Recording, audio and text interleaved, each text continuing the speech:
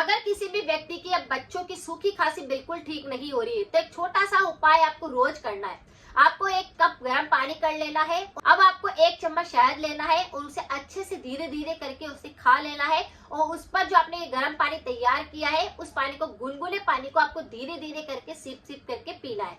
यानी पहले आपको शहद को ऐसे चाट करके खा लेना है, उसके बाद आपने जो एक कप पानी गर्म किया है उस पानी को बना करके पीना है। आप देखेंगे कि सूखी खांसी आपकी जड़ से साफ हो गई है। आपको किसी भी प्रकार की खांसी का संक्रमण था, रात को सोते समय लगातार खांसी चल रही थी, वह चुटकियों में सही हो गई है। इस उपाय को आप कर सकते हैं। और अगर बच्चों को भी इस प्रकार की दिक्कत है तो शहद को पहले चटा दीजिए और फिर गर्म पानी पिला दीजिए, जिससे कि उनकी सूखी खांसी बिल्कुल ठीक हो जाएगी।